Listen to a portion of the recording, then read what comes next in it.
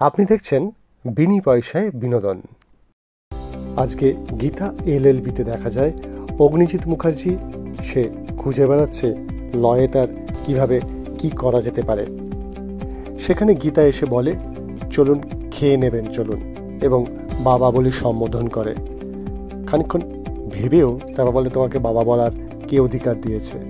এই নিয়ে দুজনের মধ্যে একটি মিষ্টি তর্কাতর্কি চলে, এবং কখনো গীতাকে সে বুঝতে পারছে, আবার নিজের জায়গাটা রাখার জন্য সে কখনো মুখ ঘুরিয়ে নিচ্ছে।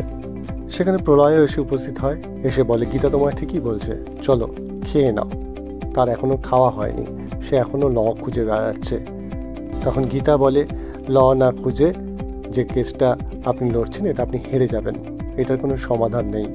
তখন সে রেগে যায় এবং বলে, সমাধান আছে, আমি খুঁজে বার করব।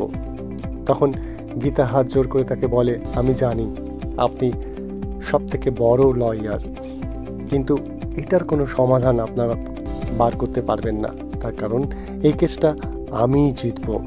শেষে ডাইনিং টেবিলে যায়, গিয়ে নিজে খেতে যায়। সেই সময় সকলে চলে আসে এবং সবাই মিলে তাকে ধরে বোঝায় এবং সে খেতে বসে। এবং দেখা যায় তার মা অগ্নিজিৎ মুখার্জিকে খাইয়ে দিচ্ছে, পাশে গীতা দাঁড়িয়ে এবং বাড়ির ফ্যামিলি সকলে দাঁড়িয়ে। কিন্তু ঘরের মধ্যে থেকে কে ছবি তুলে সেই ছবি পাঠিয়ে দিচ্ছে কিরণকান্তি ব্যানার্জির কাছে। কিরণকান্তি ব্যানার্জি সেটা দেখে আরও ক্ষেপে যায়।